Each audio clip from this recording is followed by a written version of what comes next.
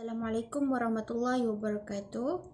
InsyaAllah pada hari ini kita akan sambung pembelajaran kita untuk subjek akidah. Okey, baiklah, untuk tahun 2 subjek akidah, Ustazah telah jawab 2 topik. Setakat ni lah 2 topik, iaitu yang pertama beriman kepada malaikat, dan yang kedua tajuk sekarang ni kita tengah belajar tentang beriman kepada Rasul. Baiklah. Jadi untuk hari ini Ustazah nak sambung pembelajaran kita tajuk yang kedua, iaitu beriman kepada Rasul. Ingat lagi tak Ustazah pernah ajar sebelum ni tentang apa maksud ulul azmi? Ingat lagi tak apa maksud dia? Okey, last kali Ustazah jawab hari tu tentang berkaitan ulul azmi. Ulul azmi Ustazah ulang sedikit apa maksud dia. Ulul azmi ialah gelaran untuk Rasul yang mana dia mempunyai semangat jihad yang tinggi ataupun dia menghadapi cabaran yang tinggi dan mempunyai kesabaran yang tinggi demi untuk menegakkan agama Islam. Awak kena ingat, ulul azmi ni dia gelaran untuk Rasul sahaja. Dia bukan gelaran untuk manusia. Okey, jadi itu yang kita belajar sebelum ni lah tentang ulul azmi. Jadi kalau yang tak ingat, yang tak ada buat nota tu, okey, dengar apa yang saya sebut ni dan cuba ingat dan hafal. Sebab apa? Sebab soalan ni ada keluar dalam peperiksaan. Jadi kalau awak tak tahu apa maksud dia, awak tak boleh jawab soalan tu. Okey. Jadi pada hari ni Ustazah nak sambung kepada, awak boleh lihat dalam buku teks muka surat 20. Okey, awak tengok dekat kotak bawah tu, peta minda bawah tu, apa dia tu tentang ciri-ciri Rasul ulul azmi. Kita dah belajar dah tentang ulul azmi apa dia. Jadi apa pula ciri-ciri Rasul yang dapat gelaran ulul azmi ni? Jadi yang pertama, tengok nombor 1 tu, ciri-ciri dia mestilah cekal dan tabah. Kalau kita belajar ulul azmi pun maksud dia Rasul yang mempunyai kesabaran yang tinggi. Jadi mestilah dia bersifat seorang cekal dan tabah.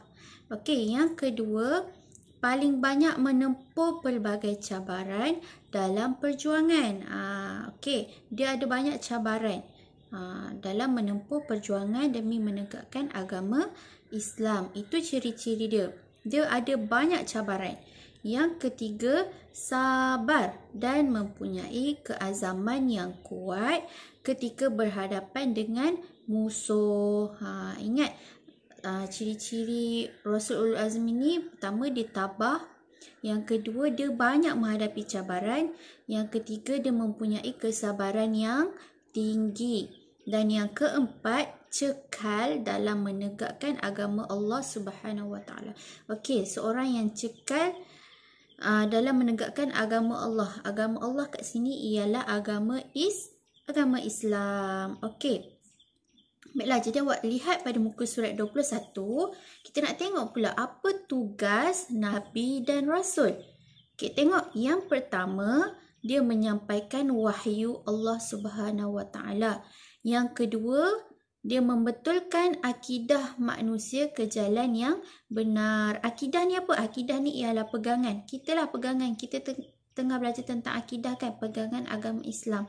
Jadi tugas Nabi dan Rasul ni adalah untuk memperbetulkan pegangan kita tentang agama Islam ke jalan yang benar, ke jalan yang lurus. Okey. Yang ketiga, Nabi dan Rasul ni menyeru manusia mengikut perintah Allah. Dia mengajak kita untuk mengikut perintah Allah. Yang keempat, melarang manusia untuk melakukan kejahatan. Yang kelima, menjadi contoh dan ikutan manusia.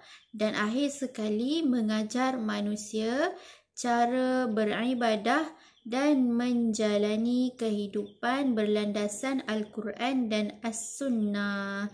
Okey, jadi awak tolong baca ke 6 tugas Nabi dan Rasul ni. Awak kena tahu. Okey. Seterusnya pada muka surat 23. Okey, lihat muka surat 23. Muka surat 21, maaf. Okey, muka surat nombor 21. Kita tengok pula apa sifat wajib bagi Rasul. Rasul pun dia ada sifat dia. Jadi yang pertama as-sidqu. As-sidqu membawa maksud benar. Rasul ni seorang yang benar. Yang kedua al-amanah, jujur. Yang ketiga al-fatanah, bijaksana, dan akhir sekali at-tabligh, menyampaikan. Jadi Rasul ada 4 sifat wajib. Kena ingat, sidqun, amanah, fatanah, tabligh. Jadi awak kena tahu 4 tu. Jangan tahu saja tapi tak tahu maksud. Tolong hafal. Apa maksud dia? As-sidqu, benar. Kalau yang tak reti baca tu dah dengar apa Ustazah terang ni, tolong tulis maksud dekat sebelah perkataan tu. Sidqu, benar. Tulis dalam tulisan Rumi supaya awak boleh baca dan fahamkan. Dan at-tabligh 4 kan, ada 4 tadi. Kemudian apa pula sifat mustahil bagi Rasul? Mustahil kat sini maksudnya sifat yang tak mungkin ada pada Rasul. Tak ada, mustahil ada bagi Rasul. Jadi apa sifat dia? Yang pertama al-kadhib. Al-kadhibu bermaksud pendusta. Pendusta ataupun istilah lain dia penipu. Rasul ni dia bukan pendusta, dia bukan penipu. Jadi sifat ini ialah sifat mustahil bagi Rasul. Faham? Yang kedua al-khiyanah. Al-khiyanah, khianat. Rasul pun bukan pengkhianat. Yang ketiga al-kitman, menyembunyikan.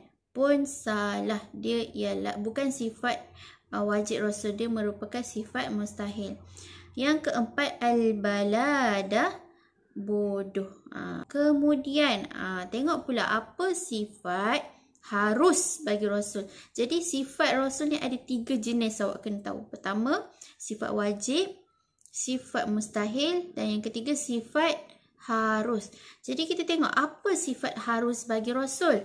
Sifat yang sama seperti manusia. Sifat dia sama seperti kita manusia, yang tidak menjejaskan kerasulannya. Contoh, makan, minum, tidur, sakit, lapar, berkahwin dan sebagainya. Jadi sifat-sifat ni pun harus ada pada Rasul.